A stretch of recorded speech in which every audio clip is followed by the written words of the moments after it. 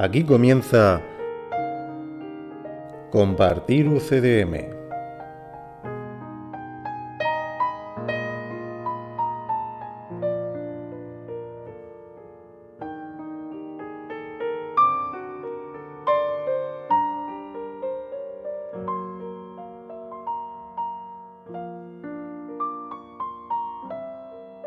Bienvenidos a Compartir UCDM Podcast,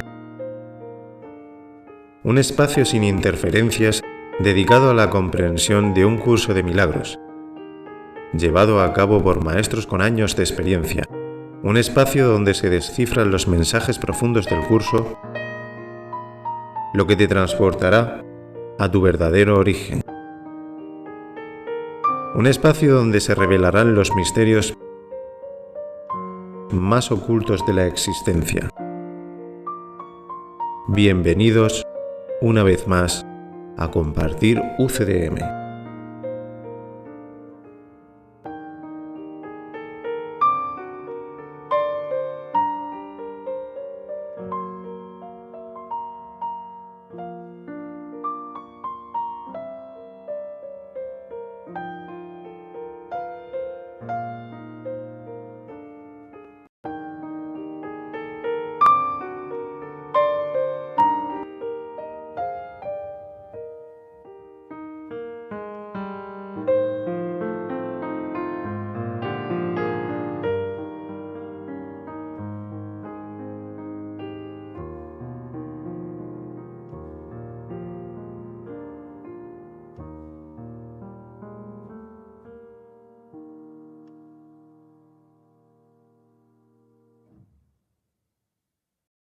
Comenzamos con el programa 43, capítulo 6, sección 4, la única respuesta. Pasaremos a continuación al párrafo 1. Párrafo 1. Recuerda que el Espíritu Santo es la respuesta, no la pregunta. El ego siempre habla primero. Es caprichoso y no le desea el bien a su hacedor. Cree, y con razón, que su hacedor puede dejar de brindarle apoyo en cualquier momento. Si te desease el bien, se alegraría de ello, tal como el Espíritu Santo se alegrará cuando te haya conducido de vuelta a tu hogar y ya no tengas necesidad de que Él te guíe. El ego no se considera a sí mismo parte de ti. En eso radica su error fundamental, la base de todo su sistema de pensamiento. El apartado 1 dice que el Espíritu Santo es la respuesta, no la pregunta. Es nuestro guía y si queremos sanar mente, siempre nos va a responder. Es el ego el que pregunta y además no quiere respuestas. Pregunta para engañar, para enmarañar, para distraer, para ocultar, no para saber, no para estar en mente recta. Cualquier propósito que no sea la sanación es el propósito del ego. 2 dice, el ego siempre habla primero, se dispara, primero habla porque cree tener razón, y el Espíritu Santo, por el contrario, habla después. Su voz es suave y se dirige siempre hacia la verdad. Y si de verdad queremos escucharlo, Él nos va a guiar, pero tenemos que desearlo así. En la oración 3 dice, es caprichoso y no le desea el bien a su hacedor. El ego nunca quiere el bien para el tomador de decisiones. El ego siempre habla primero porque quiere tener el control siempre del ser.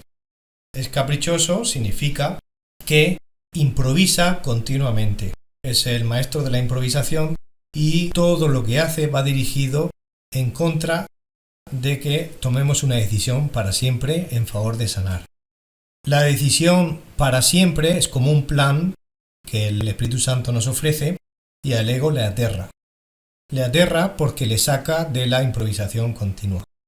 Le saca del capricho, le saca de ser primero, porque cuando uno ha tomado una decisión, por ejemplo la decisión de sanar, la decisión de ser feliz, salvo que uno mismo cambie de decisión, el ego ya no puede hacer nada ahí. Sin embargo, si nunca decidimos estar en paz, continuamente el ego improvisará cualquier decisión que vaya en dirección de no ser feliz. En la oración 4 dice, cree con razón que su hacedor puede dejar de brindarle apoyo en cualquier momento. Siempre el ego tiene miedo que el tomador de decisiones lo ignore. Tiene miedo de perder el control hacia él, porque en realidad lo que oculta es el miedo a la separación. El ego teme ser ignorado por el hacedor. Será abandonado. En la frase 5 dice, si te deseas el bien, se alegraría de ello. El ego nunca te desea el bien. Desear el bien es corregir la mente, con lo cual no está dispuesto a ello. Sin embargo, el Espíritu Santo sí. El Espíritu Santo es tu guía y es el que te ayuda a corregir la mente. Aquí recuerdo yo la última lección del libro, la 365, que termina diciendo, si lo que deseas es una mente receptiva y serena, esos son los dones que de Dios recibirás. Entonces, cuando realmente ya no necesitas el apoyo de tu guía, entonces ya has recibido esa mente receptiva y serena que está en Dios, que está en la unidad y que siente el reino de Dios en su interior. En la frase 6, el ego no se considera a sí mismo parte de ti. El ego solo ve separación. Voy por mi cuenta, que me abandona, me van a dejar tirado, solo ve cuerpos, solo quiere detalles, todo ese tipo de cosas. El ego solo ve separación, no le interesa ver unidad. No está basado en la fuerza y en esto radica su error fundamental. Es su truco para tenernos entretenidos en la pantalla 1, donde todo está oculto y no podemos sanar. La fuerza está basada en la unión y el truco está basado en la separación. Párrafo 2. Cuando Dios te creó, te hizo parte de Él. Por eso es por lo que el ataque no tiene cabida dentro del reino. Hiciste al ego sin amor y, por consiguiente, él no te ama. No puedes permanecer dentro del reino sin amor, y puesto que el reino es amor, crees estar privado de él. Esto le permite al ego considerarse a sí mismo algo separado y externo a su hacedor, y de ahí que hable en representación de la parte de tu mente que cree que tú estás separado y que eres algo externo a la mente de Dios. El ego planteó entonces la primera pregunta que jamás se hizo, pregunta que él jamás podrá contestar. La pregunta, entre comillas, ¿qué eres?, representó el comienzo de la duda. Desde entonces, el ego jamás ha contestado ninguna pregunta, aunque ha hecho muchas. Las actividades más ingeniosas del ego no han hecho más que enmarañar la pregunta, pues dispones de la respuesta y el ego te tiene miedo. Apartado 1. Cuando Dios te hizo parte de Él. A nosotros nos creó Dios, su Hijo, que somos todos nosotros, toda la filiación, a nosotros nos creó Dios como parte de Él, totalmente indivisible y totalmente imposible de separar, por lo que el ataque no tiene cabida dentro del reino de Dios. Aquí, en el reino, donde verdaderamente estamos, no existe el ataque. Existe la unidad, existe una comunicación que es sinónimo de creación con Dios. Nosotros co-creamos con Dios. Claro, hiciste al ego sin amor.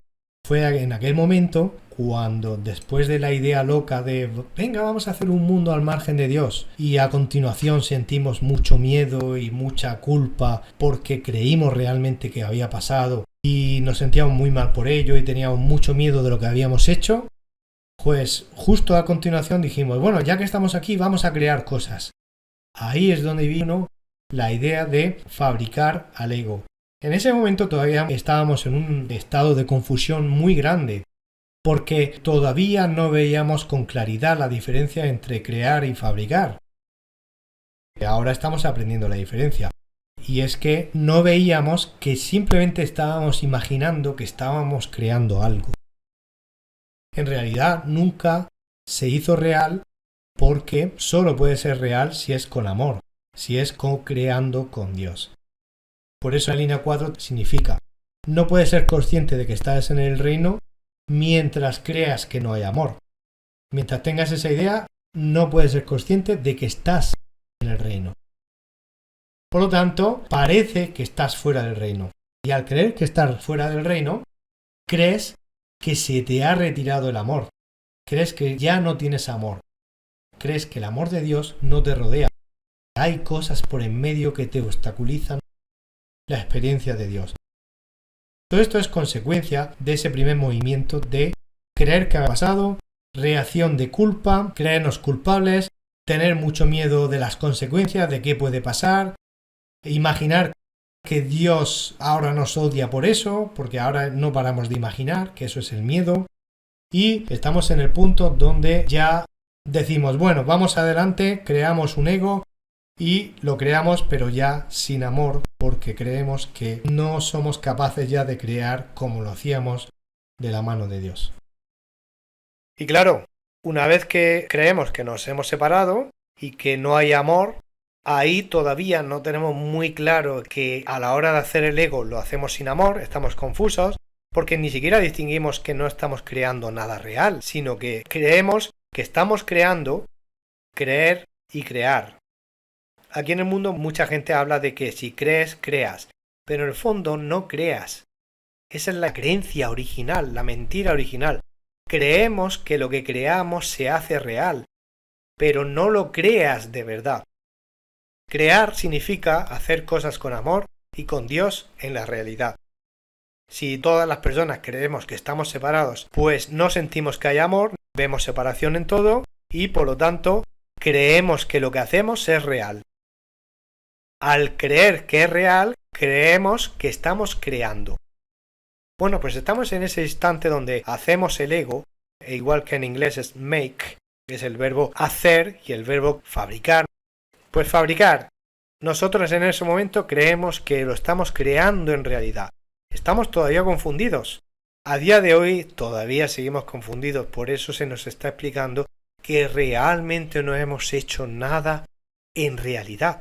No ha tenido efecto real. Simplemente estamos soñando con ello. Vemos imágenes, las tocamos porque tenemos un cuerpo, lo sentimos por todos los sentidos, todo nos da sensación de que es muy real, pero no tenemos ni idea del tremendo poder de la mente. Bueno, pues en este momento, donde creemos que hemos fabricado un ego, pues ese ego cree que se puede separar del que lo fabrica, de su creador entre comillas. Ese ego no es real, pero en este momento no lo vemos así, creemos que es real. No es real, somos nosotros mismos desdoblando nuestra mente, como un psicólogo lo describiría, como si tuviéramos doble personalidad, es decir, creyendo que somos uno, pero podemos ser otro en otros momentos. Una especie de Dr. Jekyll y Mr. Hyde. Bueno, pues desde siempre hemos jugado a inventar personajes, ideas y creer que podemos crear a otros. Bueno, pues en este instante, estos primeros segundos de este mundo, esa parte cree que es independiente y puede pensar por su cuenta, y en ese sentido, el ego que se cree separado, de repente pregunta: oye, ¿qué eres? Ni siquiera pregunta quién eres, porque para preguntar quién, pues tendría que estar acostumbrado a ver otros seres. Es la primera vez que ve un ser delante de él. Por lo tanto, no pregunta quién, sino más bien qué, porque esa pregunta revela: es muy raro lo que estoy viendo, pero no sé lo que es.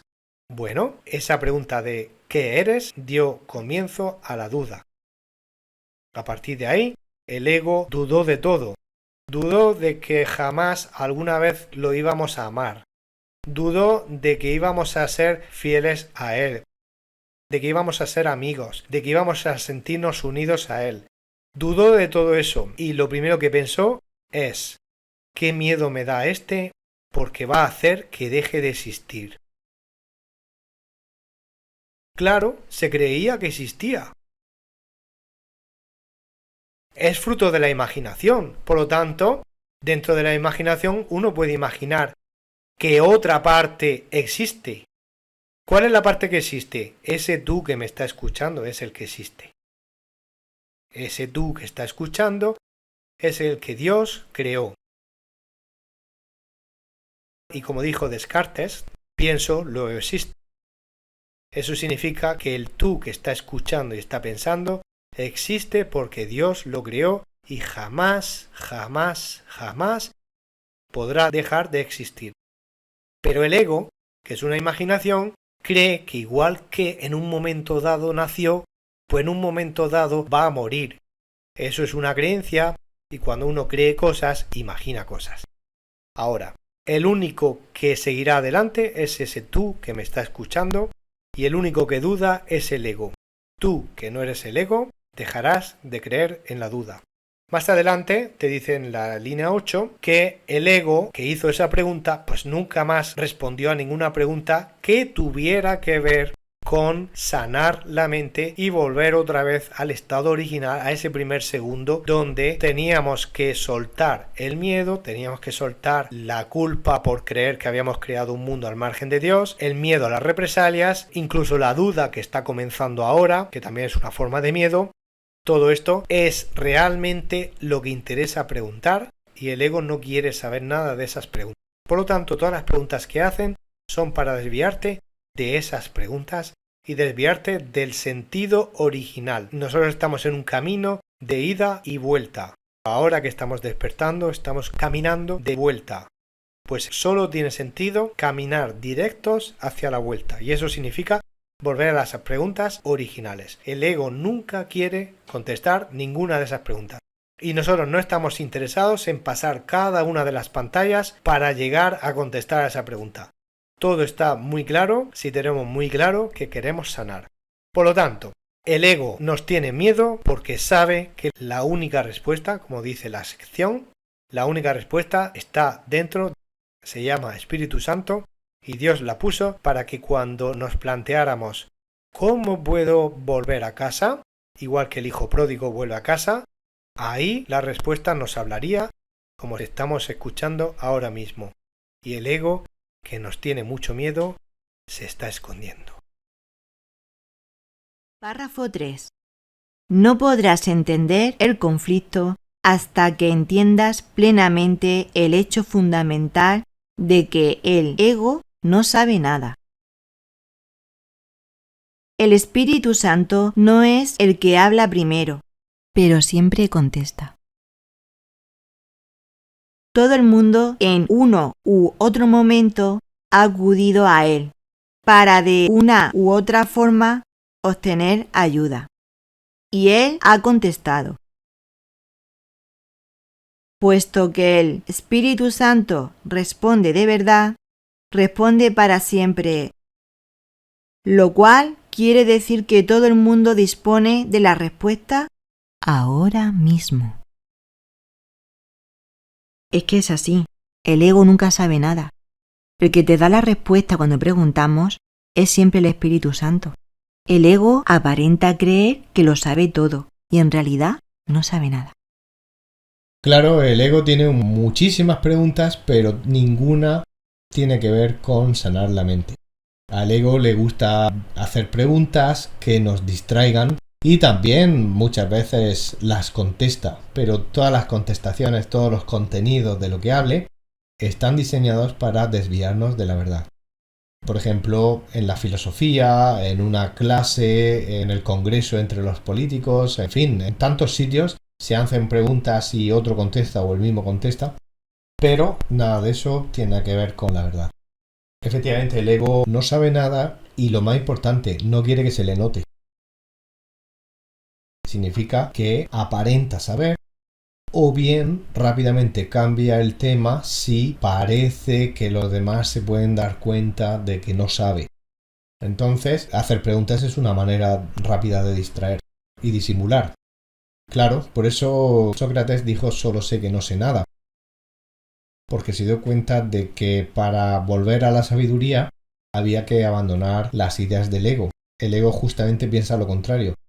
Piensa que sabe mucho, lo cual quiere decir que con sus creencias está ocultando todo lo que no sabe, y las creencias las hace pasar por verdades. Por eso, aquí en este mundo, pues cada creencia que tenemos las defendemos con uñas y dientes, porque siempre buscamos aparentar que lo que estamos pensando es justamente la verdad, cuando muy en el fondo lo dudamos. Lo dudamos porque es una creencia. Pero en el mundo nos esforzamos mucho para que esa creencia nadie note que en realidad no es verdad. Todo eso está hecho para tapar la verdad. La verdad es que el ego no sabe nada. Ahora, cuando nosotros estamos dispuestos a renunciar a las creencias, ahí es cuando empezamos a soltar la importancia que le damos a saber. Cuando hablamos de saber, estamos hablando de saberes del mundo. Cosas del mundo que no tienen nada que ver con sanar la mente. Es decir, asignaturas que estudiar, carreras, cursos, formación, libros que leer. En fin, es inacabable la cantidad de tareas que se pueden hacer en dirección de aprender un montón de conceptos que no valen para nada, salvo aquellos que tienen que ver con el amor. Entonces, el ego no sabe nada, hace muchas preguntas, todas las que hace son para desviar de la verdad, y no contesta ninguna que tenga que ver con sanar la mente. Como en la del párrafo anterior, aquella primera pregunta que hizo, la de ¿qué eres?, ¿no? No sabe contestarla, ni nunca la contestará. Ni esa ni preguntas como ¿cómo puedo sanar antes la mente? ¿Cómo puedo estar en paz? ¿De qué manera podría entregar esto que me quita la paz? ¿Cómo puedo dirigirme al Espíritu Santo? ¿Comunicarme con él? ¿Puedo adelantarme a una desgracia? Hay un montón de preguntas que se pueden hacer muy interesantes y el ego no hace ninguna de esas. Ahí si la hace el ser. Sin embargo, el Espíritu Santo no hace preguntas. Pero si nosotros le hacemos alguna, él contesta siempre. Es lo que hemos leído en el párrafo y es el título de la sección, la única respuesta. Es la respuesta porque mientras creemos que somos ego, hacemos preguntas. Es verdad que cuando empezamos a soltar el ego, empezamos también a hacer preguntas que nos acercan a la verdad. Por eso ahí está el Espíritu Santo para responder. Dice ahí que siempre contesta. Y además siempre contesta ahora mismo. Alguien podría plantearse, ¿y cómo es que no escucho la respuesta? O no lo veo claro en mi mente, no recibo el mensaje con claridad.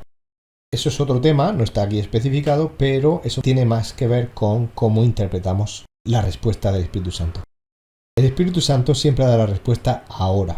Eso significa que si uno está preparado, si está lo suficientemente maduro como para captar la respuesta, la va a escuchar enseguida, rápido. Pero si uno todavía no está preparado porque ha hecho la pregunta, pero le tiene un poco de miedo a la respuesta el Espíritu Santo la da, pero uno no la escucha porque está esperando en nuestra mente a que estemos lo suficientemente preparados para escuchar esa respuesta. Por eso, el hecho de que no inmediatamente parece que recibamos la respuesta no quiere decir que el Espíritu Santo no nos la ha dado. Significa que aún no estamos todavía preparados para escucharla. El mensaje está esperándonos, pero nosotros tenemos que madurar un poco para escuchar ese mensaje. Es lo mismo que los milagros, ¿no? Cuando dice que todos los milagros se te conceden justo en el momento en que los pides.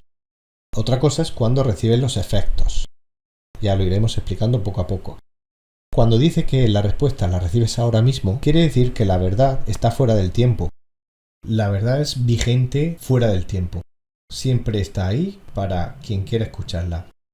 Cuando hace 2000 años escuchamos un montón de ideas que son verdad de parte de nuestro maestro, esas ideas hoy en día siguen siendo vigentes, totalmente actuales, nos sirven igual que sirvió en aquellos tiempos porque los problemas en la mente son exactamente los mismos. Creer que hay ataque, juzgar, tener miedo, creer en la culpa, los juicios, apegos, etc. Exactamente igual y la solución sigue siendo la misma. hoy en día es vigente, dentro de 2000 años seguirá siendo vigente, eso quiere decir que la verdad está fuera del tiempo. Siempre es estable, siempre está ahí para que pueda ser consultada, es la única respuesta. Y somos nosotros los que nos metemos en el mundo, nos metemos en el tiempo y nos alejamos de esa verdad.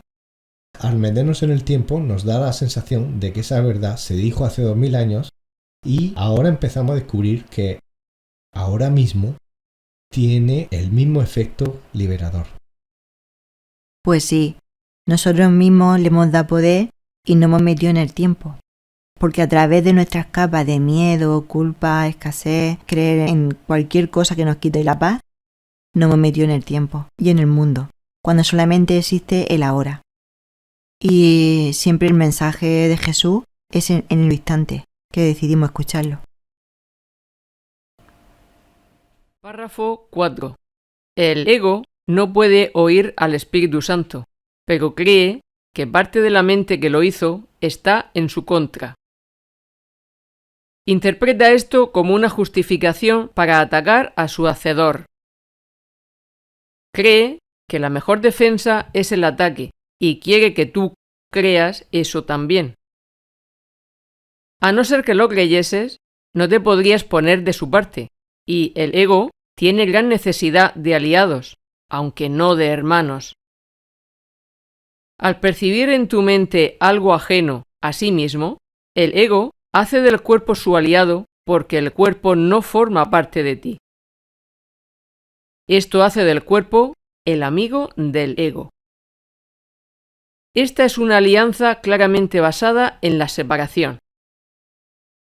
Si te pones de parte de esta alianza, no podrás sino sentir miedo, porque te estarás poniendo de parte de una alianza basada en el miedo. Bueno, ya hemos dicho que el ego somos nosotros mismos, jugando a ese juego y a esa creencia de que hay dos, uno que fabrica, luego está la parte fabricada, y entre los dos parece que hay diálogos o interacciones. Bueno, así es como parece ocurrir y así necesitamos entenderlo y que se nos explique. Más adelante ya veremos y aprenderemos que efectivamente siempre fuimos nosotros mismos con nosotros mismos. Pero claro que es verdad que hemos tenido discusiones, peleas, confusión, enfados, reacciones dentro de nuestra mente y el ego siempre ha apuntado al exterior como causante de todo eso. Siempre nos ha querido hacer creer que la causa de todo lo que nos ocurre dentro está afuera. Aquí apuntamos una de las ideas de las que más vamos a hablar en el curso. El ego quiere que creamos. Creer, querer, son palabras muy diferentes, pero el ego quiere que creamos un montón de creencias. Por ejemplo, aquí hay una, y es que la mejor defensa es el ataque. Él quiere que creamos eso, y eso significa que mientras estamos pensando en que hay que defenderse, pero también hay que atacar, y hay que atacar, pero también hay que defenderse, y que la mejor defensa es el ataque, mientras seguimos liados en esos dos opuestos de la dualidad, no nos damos cuenta que tanto el ataque y la defensa pertenecen al mundo de la guerra y resulta que nosotros queremos la paz. Cuando uno quiere la paz, ya empieza a no interesarle nada que tenga que ver con la guerra, ni el ataque ni la defensa. Entonces solo al ego le gusta la idea del ataque, la idea de la defensa, la guerra, y quiere que creamos eso. Toda la vida ha sido así. Pero empezamos a darnos cuenta de que son incompatibles. No se puede vivir creyendo en el ataque, viendo ataque, haciendo acciones que tengan que ver con defenderse o con atacar. Todo eso no nos conviene si es verdad que queremos la paz. Por eso hay que plantearse, ¿queremos la paz? Hay otras ideas aquí importantes, pero antes de ellas veamos la diferencia entre querer y creer. No es el objetivo, ya lo dijimos, definir lo que es el amor. Pero es verdad que cuando acabamos sanando la mente, ya sabemos lo que es el amor y sabemos cómo expresar amor. Cuando uno sabe lo que es el amor y sabe que quiere compartirlo, se va al verbo que acabo de nombrar. Quiere compartirlo. Ese querer no tiene nada que ver con creer. Cuando uno quiere compartir amor, desea lo mejor para los demás y se olvida de todo lo demás. Sin embargo, el ego no sabe nada. El que ama lo sabe todo. El que ama sabe que en el amor está todo y ahí está el conocimiento y que todo es amor. Sin embargo, cuando uno lo desconoce todo, y eso es lo que le pasa al ego, el ego no sabe nada, entonces necesita de muchas creencias para autoengañarse y taparse y esconderse detrás de y debajo de todas esas creencias para no reconocer que no sabe nada. Entonces quiere creer un montón de cosas. Por ejemplo, ¿qué hace que tengamos la sensación de que sabemos lo que queremos y que sabemos cuál es nuestro papel en el mundo? Que creamos un montón de cosas. Eso es lo que piensa el ego. Y quiere que creamos un montón de cosas. Claro, eso es lo que quiere el ego. ¿Qué quieres tú? Por lo tanto, las creencias lo único que hacen es seguir anteponiendo obstáculos a la paz y obstáculos al amor. Bueno, otra idea que aparece aquí es la idea de las alianzas. El ego cree en la separación, cree que por su cuenta le va a ir mejor que estando con los demás unidos y en ese deseo de independencia, en ese deseo de supervivencia, solo a veces necesita a algunos porque se da cuenta de que todo lo que quiere hacer no siempre puede conseguirlo por sí mismo. ¿Significa eso que quiere abandonar la idea de actuar por sí mismo? No, pero como no puede hacerlo solo, se ve obligado a tener aliados. Cuando decimos aliados, no significa hermanos en los que confiar y en los que unirse para hacer algo de forma conjunta, no. Estamos hablando de aliados de usar y tirar, como un pañuelo. Por lo tanto, el ego manipula para conseguir lo que esos aliados le van a dar en forma de acciones, intereses, movimientos, relaciones, todo para que al final obtenga lo que no pudo obtener por sí mismo. Cuando ese aliado ya no es necesario, se manda a paseo. Claro, no sabe lo que es un hermano, es todo lo contrario. La visión de la unidad con los hermanos tiene que ver con, primero, saber ver. Y luego, si en el exterior hay que hacer alguna acción con un propósito loable. Por ejemplo, cuando nos juntamos aquí para hacer este podcast, pues el propósito es claramente compartir la verdad y ayudar a otras personas, al igual que nos ayudamos a nosotros mismos. Bueno, otra idea que viene aquí es la idea de percibir. En la línea 5 dice, al percibir en tu mente algo ajeno a sí mismo, el ego hace del cuerpo su aliado. Percibir. Percibir significa confiar tanto en la percepción propia, que está súper limitada, confiar tanto y acabar creyendo que eso que estamos viendo es la realidad. Claro, percibir y creer son dos sinónimos. Entonces, el ego necesita el cuerpo y lo usa, y se ha hecho dueño de él. El cuerpo es el templo del ego, y lo utiliza para sus fines, tanto que ha llegado a creer que él mismo es el cuerpo. Entonces, está tan obsesionado con el cuerpo que quiere que creamos que nosotros mismos somos un cuerpo. Si nosotros en la confusión acabamos creyendo y queriendo, si queremos creer que somos un cuerpo, pues estamos muy confundidos, porque entonces nos estaremos identificando con lo que se pudre, lo que pasa enfermedad, lo que sufre, los dolores, las sensaciones desagradables como el frío, el calor extremo, todo lo que tiene que ver con el cuerpo, que tiene un montón de problemas. Si nos identificamos con eso, pues vamos a recibir todas las consecuencias de ello. Y muchas otras que no vemos, como por ejemplo creer que estamos separados de los demás. Si crees que eres un cuerpo, ves a otros cuerpos separados de ti y acabas confirmando la creencia que ya tenías, y era la de que estamos separados. Eso es una creencia y los cuerpos parecen confirmarlo. El ego está encantado con la idea del cuerpo porque le sirve para seguir reforzando la idea de que estamos separados. Entonces, aquí nos dice que el cuerpo no forma parte de ti. Claro que no. A ti te hizo Dios, eres una criatura eterna para siempre, y un cuerpo no es para siempre. Claramente no somos un cuerpo. Ya dijimos que más adelante aprenderemos que el cuerpo es como un vehículo que también el Espíritu Santo puede usar. Puede usar, igual que el ego lo usa, pero para los propósitos del Espíritu Santo. ¿Cómo se puede usar el cuerpo para sanar la mente? Pues aprendiendo todo lo que hay que saber sobre el cuerpo y usándolo bien usado. Bueno, más adelante también vemos que las alianzas y el uso del cuerpo están basadas en el miedo. Es decir, me alío con este para hacerme más fuerte, pero cuando no lo necesite le doy una patada.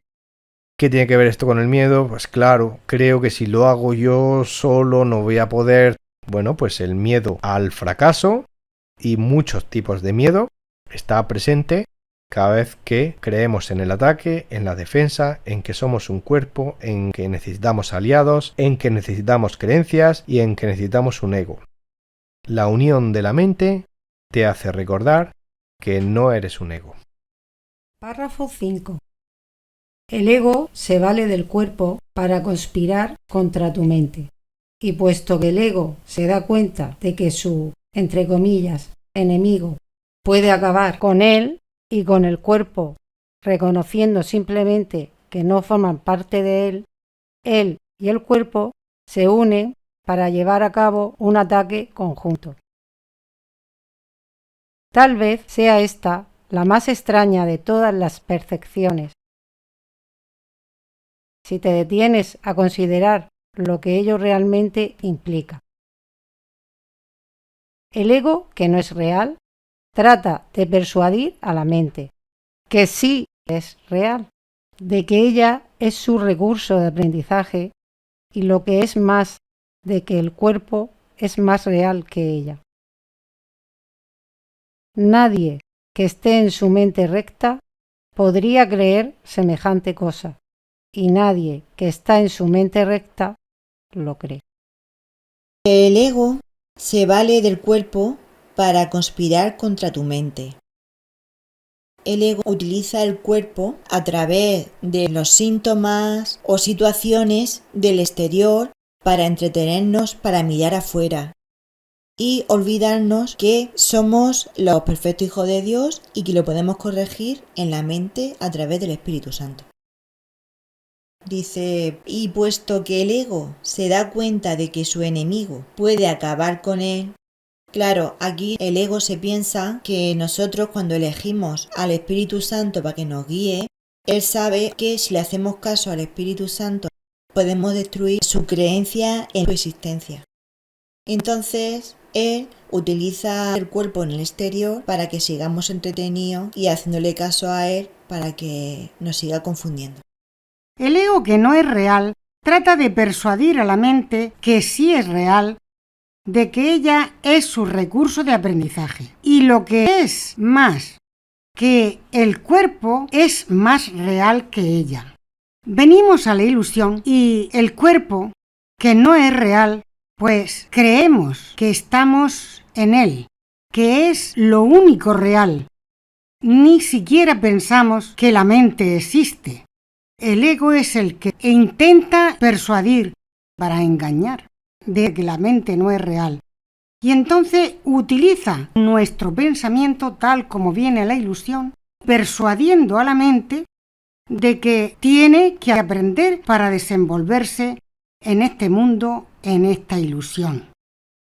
Y lo que es más, que el cuerpo es real y la mente pues ni está. Nos creemos que somos cuerpo, nada más lejos de la realidad. El ego se alía con el cuerpo para intentar persuadir a la mente y enredarla en este tema de aprendizaje del mundo. Pero nosotros siempre podemos elegir. Somos el Hijo de Dios y tenemos el poder y la gloria como la tiene Dios, igual porque somos sus hijos. Y podemos elegir siempre estar en una mente recta, en la verdad. Y saber que esto es ilusión, que esto no es lo más importante. Y desde luego no somos cuerpo, somos muchísimo más que cuerpo. El apartado 4 dice, nadie que está en su mente recta podría creer semejante cosa. Claro que sí. Una vez que hemos entregado al Espíritu Santo todos los obstáculos que nos impiden que nuestra luz salga al exterior, que veamos la verdad de lo que somos, la verdad de dónde estamos, la verdad de quién somos. Pues la verdad que sí, es bastante extraño, ¿no? Esta forma de proceder del ego, por el cual intuye que hay tres partes y en esas tres partes, para poder someter a la mente totalmente, pues necesita aliarse con la que desempataría la batalla, ¿no? Claro, el ego lo ve todo como una batalla, una lucha, a ver quién consigue el poder dentro de la mente y a ver quién consigue el dominio total, a ser posible por los siglos de los siglos. Claro, en ese por los siglos de los siglos el ego se ha saltado un montón de pasos, porque claramente el mismo ego sabe que al apostar por el cuerpo muere, y cuando se le muera, ¿qué va a hacer con la existencia, no? El ego cree que es un cuerpo y sabe en el fondo que se va a morir ese cuerpo, con lo cual le tiene mucho miedo a la muerte. Pero al mismo tiempo que eso intenta mirar para el otro lado y no pensar en ello, por otro lado, juega al juego de creer que va a vivir para siempre y de creer que si se hace dueño del cuerpo, pues ya son 2 contra 1. En ese 2 contra 1 resulta de verdad muy extraño su forma de interpretar, porque por eso dice en la línea 2, tal vez sea esta la forma más extraña de todas las percepciones. Porque claro, eso tiene implicaciones, no en sí mismo. En sí mismo lo acabamos de decir. El ego entiende que son 3, yo contra ti, y hay un tercero que a ver quién se apropia de él para poder ganar la batalla. No, hasta ahí está claro. La cuestión está en las implicaciones. Claro, es que aquí no hablamos de 3 como si los 3 existieran. Es que de estos 3 solo existe uno. El cuerpo en realidad no está ahí y el ego en realidad no es real. Somos nosotros mismos, es decir, el único que existe, el Santo Hijo de Dios o la mente dormida, es el único que existe y juega a un juego de 3 cuando le coge la mano al ego. Cuando le suelta la mano al ego es cuando empieza a recordar que solo hay uno. Entonces, en ese cogerle la mano al ego, la mente se olvida de sí misma, se olvida de que solo hay uno y empieza a jugar ese juego de 2 y de 3. Entonces, cuando juega el juego de ahora voy a ser la otra parte, esa que no existe, a la cual llamamos ego, ahí es cuando dice, bueno, si soy esto, temporalmente lo está creyendo, si soy esto, pues voy a utilizar el cuerpo en mi beneficio. ¿Su beneficio qué es? Pretende la dominación para siempre. En ese para siempre ni siquiera cree en el para siempre, porque ya hemos comentado que cree en la muerte. Tiene un conflicto, entonces trata de olvidarse del para siempre y se centra más en el momento actual. Intentar dominar por la fuerza y planteándolo todo como si fuera una batalla. Claro, al Hijo de Dios, no le interesa en absoluto ese tipo de planteamientos y le interesa recordar quién es. Claro, el Santo Hijo de Dios es pura paz y el que vive en la paz no necesita la guerra, no necesita las estrategias militares, no necesita el ataque, no necesita la defensa. Por lo tanto, ya no tiene sentido lo que dice la línea 1 de que el ego y el cuerpo se unen para llevar un ataque conjunto. Así es como lo ve el ego y el Santo Hijo de Dios. Cuando se centra en sí mismo y en su paz, se da cuenta de que nada de eso tiene sentido. Bueno, y en la última línea dice: nadie que esté en su mente recta podría creer semejante cosa. Nadie que está en su mente recta lo cree. Hace alusión a 2 aspectos del tiempo, lo cual no significa nada en sí mismo. Significa que el que en el momento actual todavía no ve claro todo lo que hemos estado explicando, eso significa que lo verá en el futuro. El que lo ve ahora mismo, el que está en su mente recta, no puede creerlo, porque estar en mente recta implica darse cuenta de que es una auténtica locura, ¿no? Es un despropósito pensar o darse cuenta de que la parte que no existe no le puede estar dando órdenes a la parte que existe. Eso alguien que se da cuenta a día de hoy o en su mente recta no lo puede creer en absoluto. Párrafo 6. Escucha, pues, la única respuesta del Espíritu Santo a todas las preguntas que el ego plantea.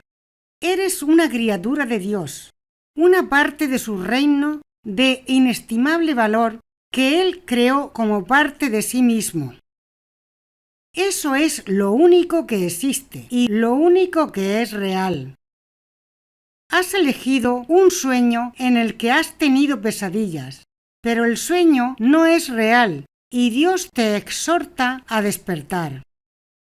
Cuando le oigas, no quedará ni rastro de tu sueño porque despertarás. Tus sueños contienen muchos de los símbolos del ego y estos te han confundido. Eso se debe, no obstante, a que estabas dormido y no te dabas cuenta de ello. Cuando despiertes, verás la verdad a tu alrededor y dentro de ti, y ya no creerás en los sueños porque éstos dejarán de ser reales para ti. El reino, en cambio, y todo lo que allí has creado, será sumamente real para ti, porque es hermoso y verdadero. Hace un tiempo ya estuvimos hablando de aquella metáfora, aquel símbolo de unos papás que ven que su niño está durmiendo en la cama, pero parece que está teniendo pesadillas, ¿no? Lo ven que se agita, que habla en sueños, que levanta la voz, que gime. Y bueno, ellos saben que su niño está perfectamente. Saben que está totalmente a salvo, saben que está durmiendo, pero que no hay nada que le pueda amenazar porque está totalmente atendido y protegido. Sin embargo, ese niño, en ese momento donde está un poquito agitado y percibiendo una pesadilla, pues claro, está en un momento de miedo y no se le puede despertar bruscamente. Entonces sus padres, que le quieren con locura, saben que tiene que despertar suave, dulcemente, poco a poco, conforme el niño va estando preparado para el estímulo externo. Cuando el niño se calma y se va relajando, poquito a poco empiezan a susurrarle para que se vaya incorporando a su realidad, que es la única que hay. En ese momento, cuando el niño despierta, se da cuenta perfectamente y sabe dónde está porque siempre ha estado ahí. Pero mientras estaba durmiendo y mientras estaba soñando, estaba viendo lo que le parecía otra realidad. Y esa realidad le parecía muy real. Cuanto más miedo tenía, más real le parecían todas esas amenazas.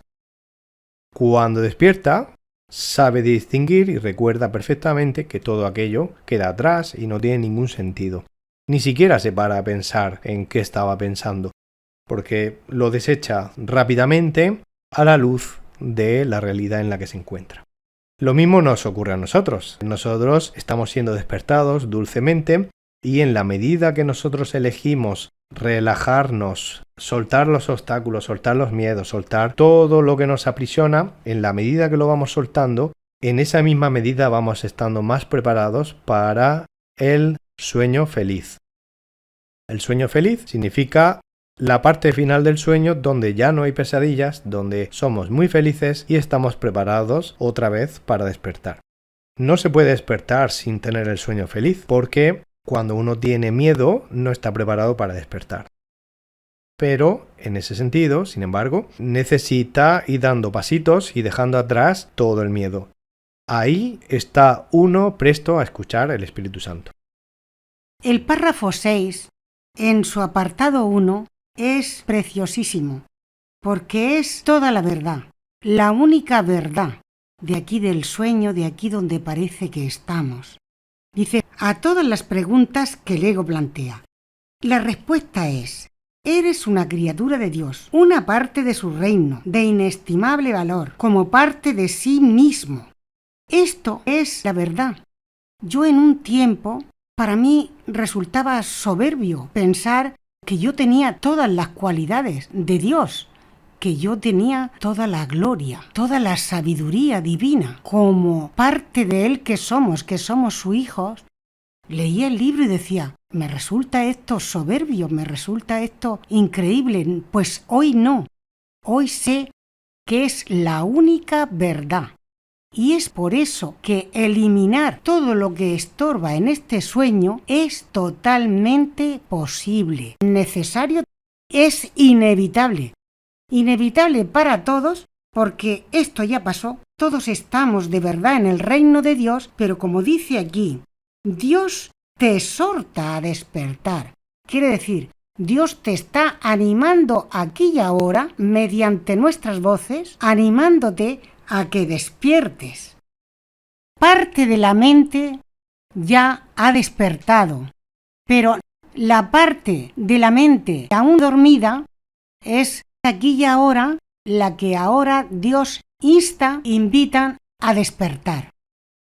Entonces es el momento de escuchar la voz interior nuestra, que es el recuerdo del amor de Dios, que es la voz del Espíritu Santo, o lo que queréis cada uno llamar, algo que os inspire, como decir la voz del cielo, la voz de la eternidad, lo que sea, pero es la verdad. Párrafo 7. En el reino no hay ninguna duda acerca de lo que eres y de dónde te encuentras. La duda no tiene cabida allí, porque la primera pregunta jamás se planteó. Al haber sido por fin completamente contestada, nunca existió. Solo el ser vive en el reino, donde todo mora en Dios, con absoluta certeza. El tiempo dedicado a hacer preguntas en el sueño ha dado paso a la creación y a su eternidad. Tú gozas de tanta certeza como Dios, pues eres tan real como Él. Pero lo que antes gozaba de absoluta certeza en tu mente ha pasado a ser ahora únicamente la capacidad para gozar de ella. Bueno, no hay ninguna duda acerca de lo que eres, esa es la realidad. Se nos está hablando a nosotros que todavía tenemos bastantes dudas, bastantes preguntas, queremos saber esto, queremos saber aquello, no entendemos esto, no entendemos aquello. Bueno, en realidad hay como dos estados. El estado de duda, de ignorancia, y el estado que ya se convierte en el ser de la certeza, ¿no? De tener absoluto conocimiento de quién es uno, de su misión, de todo lo que rodea y todo lo que está dentro y está afuera. En esta división tan clara, que realmente es la única de la que se puede hablar con claridad, se podría hablar de distintas fases intermedias entre uno y otro, y esas fases intermedias es solamente una manera de interpretarlo. No hay que tomarlo muy en serio, sino simplemente para entender un poquito más. Por un lado, partimos de nuestro pasado de absoluto desconocimiento, duda, miedo, tenemos muchas preguntas, quiénes somos, qué hacemos aquí, de dónde venimos, a dónde vamos. Cuando estamos en ese estado, tenemos una confianza mínima. La suficiente para estar interesados y hacer preguntas y querer saber más, pero una confianza baja. Cuando esa confianza crece, podríamos hablar de que tenemos fe. Esa fe puede ser débil o puede ser fuerte, y esa fe cuando acaba siendo fuerte y lo que uno cree acaba practicándolo en hechos, en su comportamiento en la vida, se podría hablar de una fase de conciencia, y cuando uno supera esa fase y tiene absoluta certeza, pues ya está en la certeza antes de despertar del sueño que le conduce al despertar del sueño. Esta división no significa nada, solamente para organizar un poco la experiencia que tenemos en este aparente despertar. Por eso hay que recordar lo que dicen los principios de los milagros, que no hay grados de dificultad en los milagros, igualmente no hay grados entre tener certeza y no tener certeza. Al final todo se reduce a eso. O tienes certeza o no. No hay grados de duda, no hay fases en realidad. Por eso lo que acabo de decir no significa nada más que la experiencia que temporalmente vamos teniendo por el camino. Al final todo se reduce a ¿estás en la certeza o no estás en la certeza? Incluso la conciencia de todo lo que aquí planteamos no implica certeza. De momento vamos a centrarnos en el presente y ese presente nos conduce hacia esa certeza. En el apartado 2 dice: la duda no tiene cabida allí porque la primera pregunta jamás se planteó. Cuando dice allí, se refiere al reino de Dios.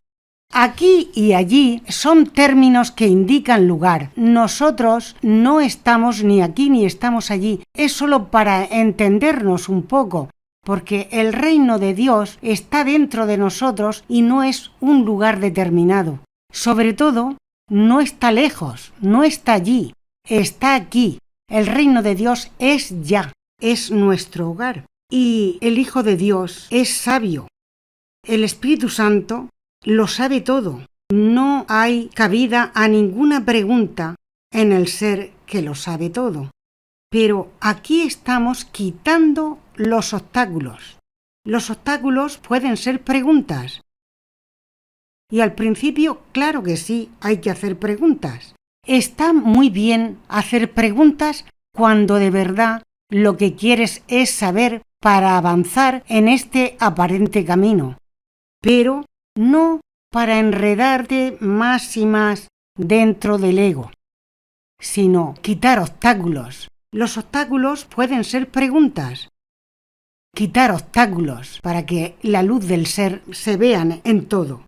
Hay que hacer preguntas, pero sabiendo quién eres, no teniendo duda alguna de que eres el Hijo de Dios y que solo te tienes que quitar las barreras que impiden ver tu sabiduría y tu luz. 3 dice: al haber sido por fin completamente contestada, nunca existió. Finalmente, cuando has quitado todos los obstáculos que tapaban tu luz interior, la luz del ser, la luz de la sabiduría, pues la duda nunca existió. En el apartado 4 pone: solo el ser vive en el reino, donde todo mora en Dios, con absoluta certeza. Esto significa que ya no estás entre dos mundos, ni dividido en dos seres, sino que solamente existe lo que Dios creó, que es tu ser y tu realidad. La oración 6, donde dice: tú gozas de tanta certeza como Dios, sabiendo que somos el Hijo de Dios y teniéndolo muy claro, pues gozamos de total certeza. Pero luego dice: pero lo que antes gozaba de absoluta certeza en tu mente, ha pasado ahora a ser únicamente en la capacidad. Es decir, cuando el Hijo de Dios, el ser, con sus pensamientos errados, se confunde y no recuerda quién es, pues entonces esa certeza pasa a ser ahora únicamente la capacidad para gozar de ella. Es decir, ahora creemos que tenemos un proceso para llegar a esa certeza y esa capacidad es la posibilidad de alcanzar nuevamente la certeza. En esa posibilidad de llegar a esa certeza hay caminos muy rápidos que te llevan a esa certeza, recordar quién eres, y hay otros caminos que son muy lentos donde nos entretenemos. Párrafo 8. El origen de las capacidades representó el principio de la incertidumbre porque las capacidades son logros en potencia, pero todavía no son logros. Tus capacidades son inútiles en presencia de los logros de Dios y de los tuyos propios. Los logros son resultados que ya se han alcanzado. Cuando son perfectos, las capacidades dejan de tener sentido. Es curioso que lo que es perfecto tenga ahora que ser perfeccionado. De hecho, eso es imposible. Mas recuerda que cuando te pones a ti mismo en una situación imposible, crees que lo imposible es posible. Apartado 1. Las capacidades son logros en potencia. Aquí en el mundo parece que cada uno de nosotros tiene capacidades diferentes. Por ejemplo, pues este chico es bueno para las matemáticas. El otro parece que para los negocios de venta pues es bueno y le va bien. Y bueno, eso nada que ver con nuestra realidad.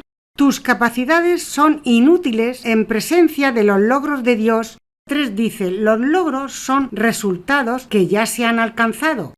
Ahora a continuación dice que es curioso que teniendo toda la inteligencia de Dios, parece que ahora tenemos que empezar a aprender que lo que es perfecto tenga ahora que ser perfeccionado, como si eso pudiera ser así. Es imposible, en absoluto. El ser es y está en su estado original, tal como Dios lo creó. Lo que es perfecto no tiene forma de ser perfeccionado. Pero ya que nosotros estamos perdidos, nos encontramos aquí con solo unas capacidades, ya que es así, pues aprovechar y decidir aquí y ahora a empezar a quitar barreras que nos impiden esa original idea de Dios de hacer un hijo a su imagen y semejanza. En el apartado 7 dice: mas recuerda que cuando te pones a ti mismo en una situación imposible, crees que lo imposible es posible. Claro que sí. Yo he estado en situaciones que me he creído que no tenían solución y que era imposible salir de ahí. Tuve depresiones y entonces lo veía todo muy negro y creía que yo no podía salir de ahí porque era imposible. Nada más lejos de la realidad. Bueno, en mi caso, a mí me tocó traducir un libro de un prestigioso autor de psicología, lo traduje al inglés y en él se hablaba de las inteligencias múltiples. Eso significa que aquí en el mundo se cree en distintas inteligencias, distintas habilidades y todo eso se hace sobre la base de la creencia en la escasez. Primero hemos creído una base. Y esa base es totalmente falsa. La base de que cada uno nace con una serie de habilidades y uno puede ser muy bueno en una cosa y puede ser muy malo en otra cosa. Claro, aquello se le llamaba inteligencia múltiple, distintas inteligencias, y yo mientras lo traducía me venía a la mente que las ideas no eran correctamente expresadas desde mi punto de vista. Yo pensaba que, y sigo pensando, la inteligencia era la que Dios nos ha dado por ser quienes somos y todo el mundo tiene esa inteligencia y que no acaba expresándose debido a todos los obstáculos que hay en la mente. Por lo tanto, hay más cantidad de obstáculos o menos y eso depende de todo lo que se ha ido superando por los caminos de cada uno. Por eso, aunque aquí se hable de capacidad o de habilidad, en realidad esos son términos que tienen sentido en el mundo. En el mundo de Dios no tiene ningún sentido hablar de habilidades o de capacidades. En el mundo de Dios todo el mundo goza de las mismas habilidades y las mismas capacidades. Solo en el mundo de la escasez, donde se cree que unos pueden tener y otros no, es cuando parece que tiene algún sentido. Por eso, el único sentido que tiene la palabra capacidad es en el sentido de posibilidad. Aquí en el mundo, más que capacidad o habilidad de cada uno, o virtudes y defectos, deberíamos hablar de que todos estamos en el camino de la posibilidad. Es decir, una persona que haya nacido con un estado de conciencia limitado no quiere decir que tenga que dejar el cuerpo con ese estado de conciencia limitado. No. Cuando uno va dándose cuenta de que es quien es, da igual todo lo que digan los demás, da igual lo que quieran proyectar o da igual los juicios que quieran tener. Esa persona es perfectamente capaz de expresar todo lo que Dios puso en ella. Y eso no tiene nada que ver con mala suerte, buena suerte, los juicios de los demás, las clasificaciones, este es más especial, este es menos. Eso tiene que ver con lo que Dios hizo de nosotros. Pongamos un ejemplo. Un estudiante, cuando no tiene experiencia con el estudio, pues a lo mejor en su centro le explican, le ayudan, le dicen, mira, tienes que leer esto varias veces, hacer un resumen, toma apuntes, grábatelo, subraya, una serie de técnicas de estudio. Cuando una persona no tiene esas técnicas y se las da, utiliza esas técnicas y acaba aprobando el curso, ya ha conseguido un logro. Cuando ya tiene ese logro, no se pone a pensar en las técnicas que usó para llegar hasta ahí. Lo mismo ocurre con lo que aquí llamamos capacidades. Las capacidades no significan nada, salvo cuando le queremos dar importancia a las capacidades.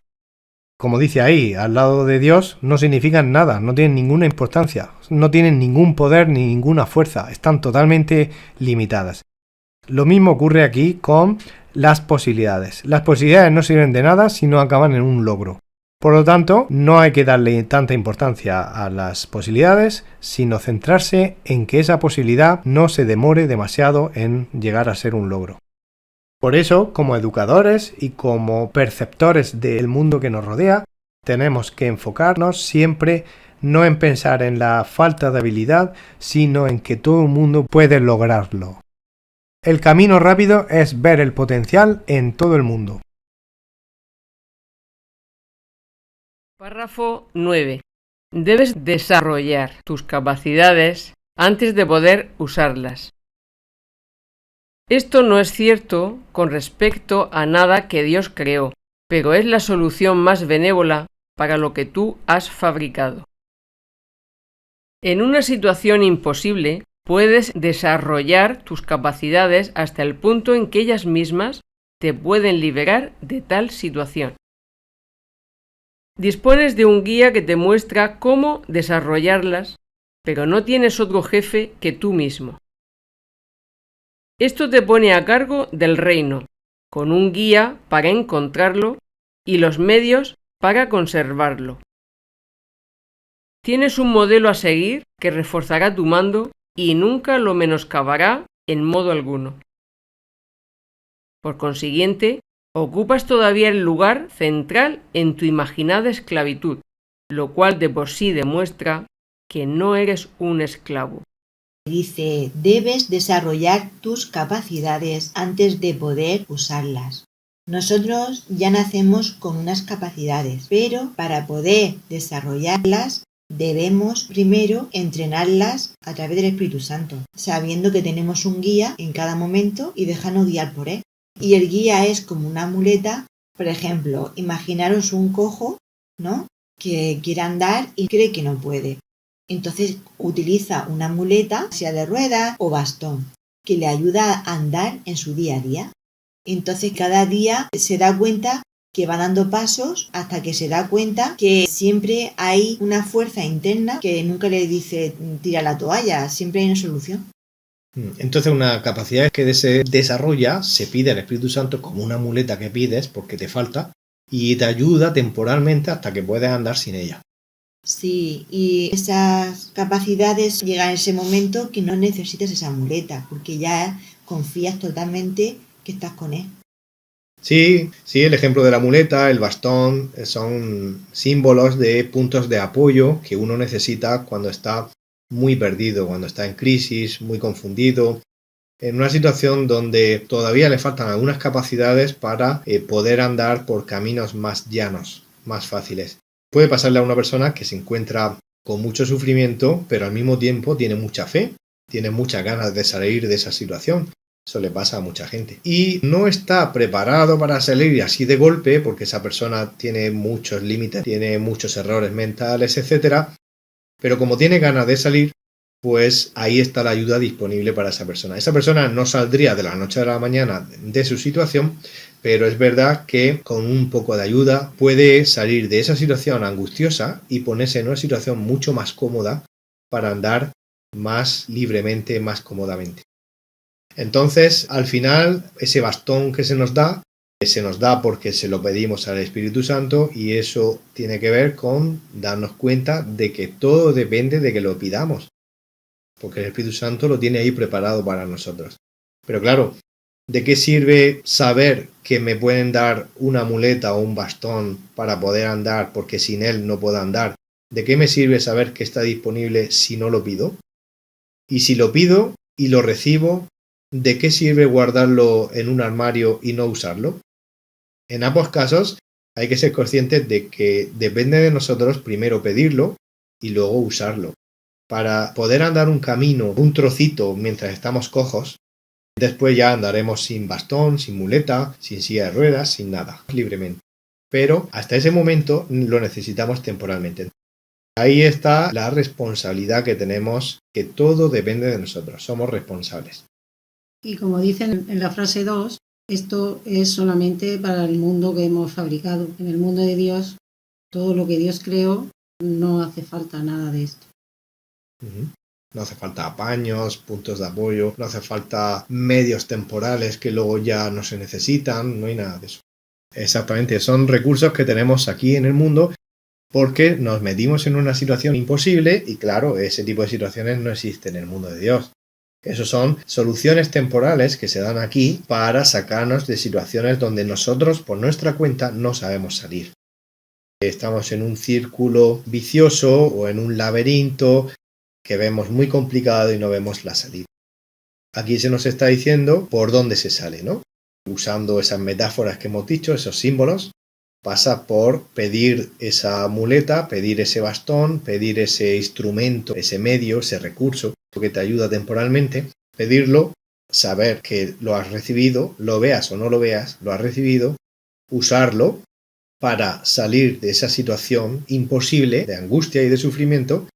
Y eso no es que te haya liberado totalmente, pero te saca de esa angustia para pasar una temporada, un camino mucho más tranquilo, más relajado, donde uno ya se siente con fuerza para tomar decisiones que antes no podía tomar. Solo es algo temporal y en el momento que salimos de esa situación y ya no necesitamos ese medio, pues lo desechamos porque es una solución temporal. Esto me recuerda una vez a una especie de cuento, una historia que me contaron una vez, ¿no? Trataba, si no mal recuerdo, empieza a llover, hay una especie de diluvio, sube el agua, está en el techo esperando, Dios, por favor, ayúdame, ayúdame, ayúdame, ¿no? Se acerca uno y dice, coge la cuerda, te quiere agarrar, no, estoy esperando que Dios me salve, ¿no? Empieza a subir el agua, se nota un poco más agobiado, ¿no? Y pasa una barca de rescate, ¿no? Sube, no, estoy esperando que Dios me salve. Sube más el agua, ya está tocándole los pies, y entonces pasa el helicóptero. Le bajan la cuerda del helicóptero, ¿no? Y dice, oye, sube, y dice, no, estoy esperando que Dios me salve. Sube al cielo y entonces se encuentra con Dios, supuestamente, ¿no? Y dice, Dios, me has abandonado, Dios, cuando ya está ahí, ¿no? Y dice, no, si te he enviado 3 rescates y tú no lo has querido. Estaba disponible e hicimos caso omiso. Totalmente. Y bueno, como dice la línea 6, no solamente te da ese instrumento y luego te deja solo a tu aire a ver si sabes usarlo o sabes salir de esa situación. No, nuestro guía está ahí para ayudarnos, para reforzar nuestro mando, lo cual significa que continuamente nos recuerda que siempre tenemos la última palabra, como un monitor, un entrenador, un coach que va con nosotros y siempre se adapta a nuestro ritmo, ¿no? Podemos andar un poquito, va a nuestro lado, animándonos, relajándonos, con alegría, contándonos anécdotas, chistes, mientras seguimos esa recuperación. Cuando estamos cansados y se lo pedimos, porque somos nosotros los que dirigimos todo el proceso, pues nos trae una sillita y se sienta con nosotros al lado.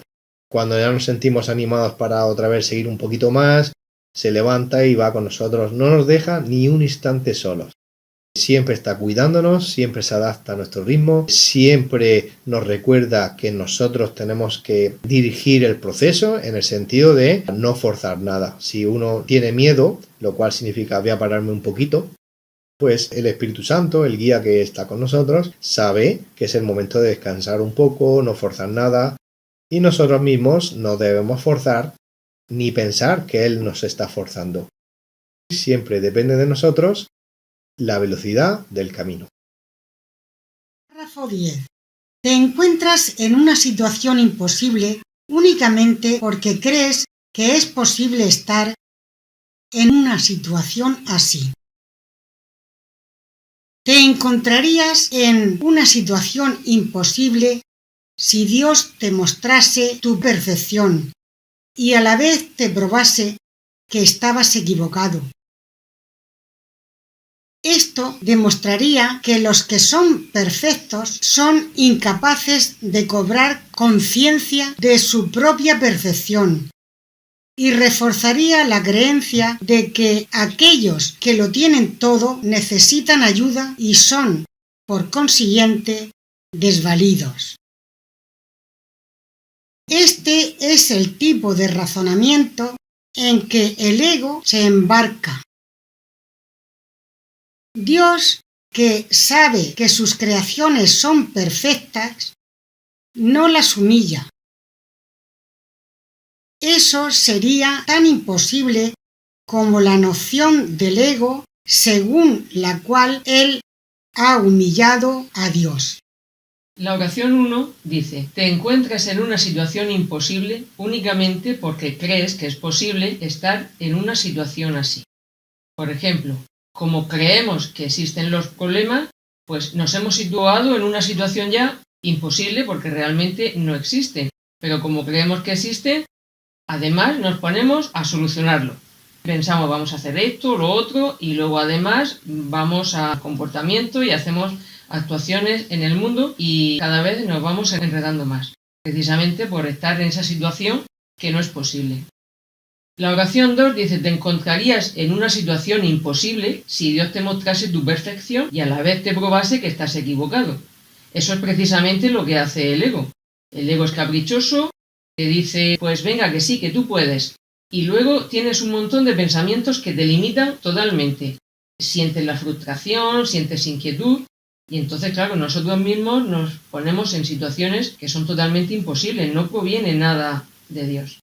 Sí, efectivamente, ese es un ejemplo de los varios que pone aquí, de razonamientos sin sentido por parte del ego, ¿no? Nos está poniendo ejemplos de situaciones imposibles, situaciones hipotéticas que no existen en ningún sitio salvo en la imaginación.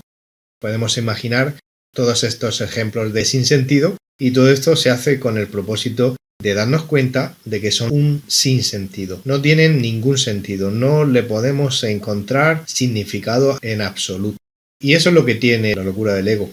Las situaciones imposibles, las contradicciones, las ideas que no tienen nada que ver con la realidad de Dios, en sí mismas no tienen sentido y claro, intentar entenderlo o razonarlo, lo único que nos lleva es a enredarnos más, como se acaba de decir. Ese ejemplo que acabamos de oír, claro, estarías en una situación imposible y Dios no está loco y Dios no comete errores y Dios no te va a poner en esa situación imposible. Pero aquí lo que quiere mostrar es que no tendría ningún sentido en el estado en el que estás de error, al mismo tiempo que Dios te mostrase tu perfección. Eso sería un imposible porque solo los que saben que son perfectos tienen conciencia de ello. Y al tener conciencia de ello, esta acción hipotética por parte de Dios no tendría ningún sentido porque iría en contra de la conciencia y del conocimiento que hay en el reino. En el reino todo el mundo sabe que es perfecto y lo que es una locura que en el reino ni está es creer que hay otra posibilidad más allá de eso. Claro, por eso esa situación no se puede dar. No, primero, antes de mostrarnos la perfección, lo que hace es ayudarnos a través de su guía a salir de ese estado de confusión. Y poquito a poco se va aclarando la mente y al final la mente vuelve al estado de conciencia de la perfección. Bueno, también como continuación de la línea 3, demostraría esa locura, esa idea tonta, la creencia de que los que lo tienen todo necesitan ayuda. Eso no tiene absolutamente ningún sentido. Porque el que lo tiene todo no tiene ningún problema. Y si no tiene ningún problema, ¿qué sentido tiene tratar de ayudarle? Por lo tanto, hablar de problema y hablar de solución es cuando ya nos hemos enredado. En el reino de Dios, los que tienen conciencia de perfección no están enredados en ninguna confusión, por lo tanto no necesitan ayuda, solución ni nada de eso. Todo eso forma parte de este mundo donde nos hemos perdido y creemos que hay problemas que necesitan su solución. Conforme vas avanzando te vas dando cuenta de que los miles de problemas que creíamos que teníamos, poco a poco vamos avanzando y dándonos cuenta de que ninguno de esos en realidad era un problema porque todos tenían su solución. También dijimos que la solución siempre pasa por recordar que no estamos separados de Dios. Línea 4 y 5 dice otro ejemplo de ese razonamiento, lo pone entre comillas porque no es razonamiento. El ego cree que usa la razón, pero en realidad es locura, falsedad. Ahora ya se centra en el final del párrafo en lo que hace Dios, no en el tipo de razonamiento que tiene el ego. En la línea 5 te dice Dios, que sabe que sus creaciones son perfectas, no las humilla. Claro que no, si son perfectas y tienen conciencia de ello, ¿a santo de qué? Los va a llevar hacia una situación donde serían humilladas, ¿no? Porque sería como forzar a sus creaciones a tener algún tipo de percepción de algo que contradice las mismas leyes de Dios. No tiene ningún sentido. Y claro, sería forzar a sus creaciones y eso sería una forma de humillación. Dios no humilla, es lo contrario a la humillación.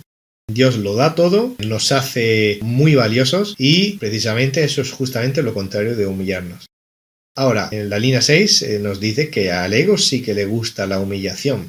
Le gusta esa idea de que uno con más poder le da una lección al que tiene menos poder. Y claro, esa situación es tan imposible como esa creencia del ego por la cual él cree que ha humillado a Dios. Es decir, le ha dado una lección.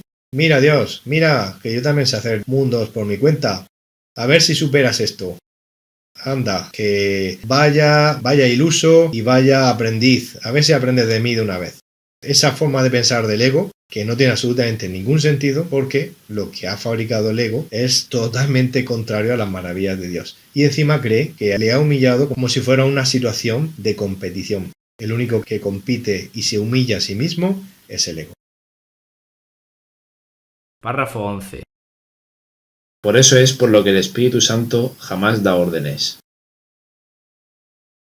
Dar órdenes implica desigualdad, y el Espíritu Santo demuestra que la desigualdad no existe. Ser fiel a una premisa que se ha aceptado es una ley de la mente, y todo lo que Dios creó es fiel a sus leyes. Es posible también ser fiel a otras leyes, pero no porque las leyes sean ciertas, sino porque tú las promulgaste. ¿De qué te serviría que Dios te probase que has pensado de forma demente? ¿Podría Dios perder su propia certeza? He dicho frecuentemente que eres lo que enseñas. ¿Querrías que Dios te enseñase que has pecado? Si Él confrontase al ser que fabricaste con la verdad que Él creó para ti, ¿cómo no iba a tener miedo? En ese caso dudarías de tu mente recta, que es el único lugar donde puedes encontrar la cordura que Él te dio. La oración 1 dice: el Espíritu Santo jamás da órdenes. El Espíritu Santo propone, te guía, te dice hacia dónde ir, te acompaña, siempre está contigo, te ayuda, te respeta. Podemos tener ideas falsas y Él nos respeta para ir sanando mente. 2 dice: dar órdenes implica desigualdad. Por eso el Espíritu Santo no nos ordena nada. Dios no conoce el sueño, por tanto no se mete a decirnos qué hacer, sino que nosotros más bien imaginamos lo imposible. Imaginamos, como nos dice la oración 5, nosotros pensamos que Dios nos puede mostrar que estamos totalmente equivocados. Todo eso nos da mucho miedo. La oración 6, por ejemplo, dice: ¿podría Dios perder su propia certeza? También es otra situación imposible. Y nosotros creemos que Dios, si pierde su certeza, pues ¿dónde nos agarraríamos nosotros? 8 dice: ¿querrías que Dios te enseñase que has pecado? Otra situación completamente imposible, porque lo que el Espíritu Santo, que es la voz que habla por Dios, precisamente nos enseña es todo lo contrario, que somos perfectos, que no tenemos que hacer nada, solamente dejarnos guiar, porque no existe el pecado, que solo cometemos errores, pero no existe el pecado. Y nosotros imaginamos que Dios nos va a castigar, que nos va a enseñar: mira, has pecado aquí y allá, pero es que no existe el pecado. Sí, efectivamente, esos verbos que se han usado como definitorios del Espíritu Santo, en contraposición a que pudiéramos pensar que el Espíritu Santo da órdenes. Ya hemos dicho que nos sugiere, nos propone ideas que nos ayudan a sanar, que es una forma de guía, pero no nos las impone, no da órdenes.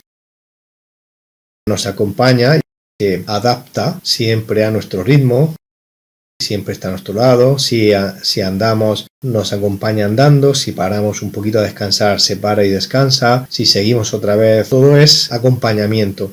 Nos guía cada vez que tenemos alguna duda, alguna pregunta o pedimos orientación, ahí está Él. Nos ayuda, colabora con nosotros en cualquier petición que pudiéramos tener o necesitar.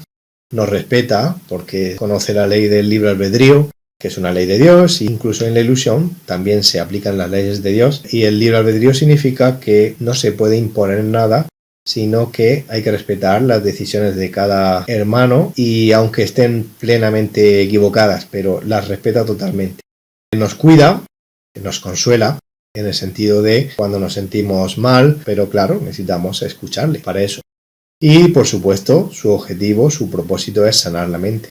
necesita nuestro permiso, pero fue creado por Dios para eso. Bueno, entonces si no da órdenes, sino más bien todos esos verbos que hemos dicho, pues claro, no da órdenes porque es consciente de la igualdad entre todos. Y entonces dar órdenes significa ponerse por encima de. Por otro lado, hemos dicho que hipotética significa que nos las estamos imaginando, porque nunca podrán pasar. Es imposible que pasen. Para que pasaran, Dios debería haberlas planteado y para plantearlo primero tendría que tener algún sentido. Dios no hace creaciones que no tengan sentido. Así es que solo crea lo que tiene sentido y lo que no tiene sentido ni se le pasa por la mente. Entonces no se va a volver loco y no va a ir en contra de una de sus leyes, que dice que si es el Santo Hijo de Dios en cocreación con Dios quien ha creado una ley, pues eso no hay nadie que lo pueda interrumpir, ni anular, ni alterar de ninguna manera. Y lo mismo ocurre con leyes, entre comillas, que son más bien creencias, que hemos fabricado en este mundo. Se sigue aplicando la ley de Dios, significa que nadie puede ni evitar, ni intentar impedir, de ninguna manera. Ahora, eso sí, puede ser que estemos muy equivocados con respecto a cada una de las leyes, que son las creencias equivocadas, y Dios más bien tiene una mejor idea que intentar anular eso. Primero porque no puede anularlo y segundo porque ahí te dice que el único que cree que sería posible que de alguien que pudiera impedir esa ley es Dios mismo. Aquí tenemos esos miedos, esas imaginaciones. Por eso te aclaran con cada pregunta que no tiene ningún sentido pensar así, ¿no? ¿Cómo va Dios meterse en lo que es ilusión? No, es que Dios no conoce lo que no existe. Dios solo conoce lo que existe. Por lo tanto, todas estas imaginaciones son casos hipotéticos que nunca se van a dar.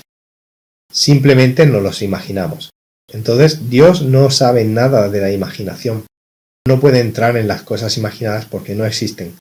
Y ahí te dice, pero tú sí crees que existe. Y si tú crees que existe, ahí es donde empieza a imaginar que Dios se puede meter por medio a alterarte eso. En absoluto. Por varias razones. Uno, porque Dios no sabe de eso. Dos, porque Dios no anula las leyes del Hijo. Tres, porque te daría mucho miedo de que pasara eso. Porque como nosotros mismos tenemos temor a Dios y tenemos el problema de autoridad, creemos que nos va a hacer daño, que nos está esperando para castigarnos.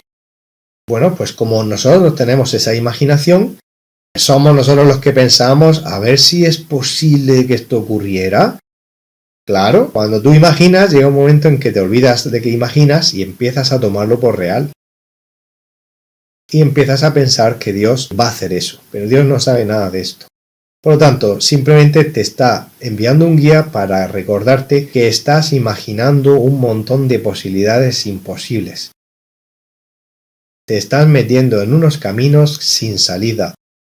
Es imposible que Dios crea que has pecado, es decir, que eres culpable por cometer errores. Entonces, simplemente tienes miedo porque no paras de imaginar situaciones que no tienen sentido, Dios no sabe nada de eso, y lo único que queda es corregir esa imaginación, corregir ese miedo y darte cuenta de que la ilusión no es real y que lo que imaginamos no tiene nada de cierto ni de verdad. Voy a contar un ejemplo que me ocurrió hace unos años y bueno, pues me sirvió. Aquí donde pone ser fiel a una premisa, está hablando de las leyes de Dios, de la base de la verdad. Entonces voy a contar que era un juicio de las leyes del mundo, era un juicio de un familiar. Y entonces a mí me lo contaban, me lo volvían a contar y querían que yo entrase en la dinámica y que juzgara a favor del familiar, no al favor del contrario, claro. Y yo recordé una frase que tenía el libro: no aceptaré más leyes que las leyes de Dios. Y cuando me preguntaban, y más que una pregunta, era decir, dame la razón. Me decía el otro, y lo mismo, para que les diera la razón. Y en mi pensamiento estaba, no aceptaré más leyes que las leyes de Dios. Y yo les decía, pues no lo sé, yo no entiendo, yo no sé. Y ahí me quedé, porque es ahí donde tenemos que estar, en la verdad y en la mente recta. Párrafo 12. Dios no enseña, pues enseñar implica una insuficiencia que Dios sabe que no existe. Dios no está en conflicto. El propósito de enseñar es producir cambios, pero Dios solo creó lo inmutable. La separación no fue una pérdida de la perfección, sino una interrupción de la comunicación. La voz del ego surgió entonces como una forma de comunicación estridente y áspera. Esto no podía alterar la paz de Dios, pero sí podía alterar la tuya. Dios no la acalló, porque erradicarla habría sido atacarla. Habiendo sido cuestionado, Él no cuestionó. Él simplemente dio la respuesta. Su respuesta es tu maestra. Comienza diciendo, Dios no enseña. Así es, Dios creó a su Hijo perfecto. Entonces es sabio como Dios. No necesita ser enseñado. No necesita aprender. Lo tiene todo. 3 dice, Dios no está en conflicto. Dios nunca ha estado en conflicto. Este mundo nada que ver con la creación divina. 4 dice, el propósito de enseñar es producir cambios. Así es, lo inmutable, lo perfecto, no puede tener alteraciones, ni emociones, ni cambio alguno. Este mundo no es el reino de Dios, no es nuestro mundo. Este mundo está sometido a cambios. El Hijo de Dios y el reino de Dios no. 5 dice, la separación no fue una pérdida de la perfección, sino una interrupción de la comunicación. Nosotros, cuando se interrumpió esa comunicación con Dios, nos creímos separados del amor, nos creímos separados de la perfección y por eso proyectamos, porque esto no es creación, este mundo dual que no es el reino de Dios. Sí, como ha explicado Antoñita, el ejemplo aquí es cuando tenemos la idea de creernos separados de Dios y Él siempre nos ha dejado para comunicarnos con Él al Espíritu Santo. Es cuando dudamos de que no tenemos esa conexión con Él.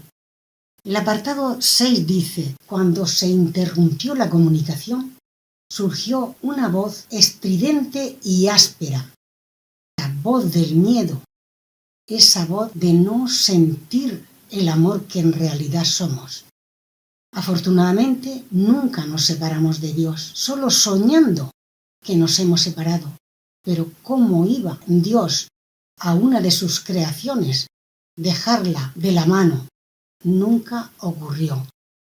7 dice, esto no podía alterar la paz de Dios, pero sí la tuya. Estamos en el reino de Dios como siempre estuvimos, perdidos, distraídos, soñando que nos hemos separado de Él y hemos proyectado un mundo al margen de Dios. Pero nada ha ocurrido. Seguimos estando en el amor y en el reino de Dios. 8. Dios no la cayó porque habría sido atacarla. El ataque no existe, nunca existió. ¿Cómo iba Dios a atacar, y menos a su Hijo? En absoluto. Este sueño, pues, es cosa nuestra del miedo que nos dio de falta de comunicación con Dios. 9 dice, Él no cuestionó. Nunca Dios ha reaccionado ante una cosa arbitraria que su Hijo pensó. Y Dios no le pidió explicaciones a su Hijo. Dios simplemente respetó porque era una decisión en un momento determinado de su Hijo, sin más.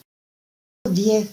¿Cómo iba a dejar Dios que nos perdiéramos aquí en este sueño para siempre?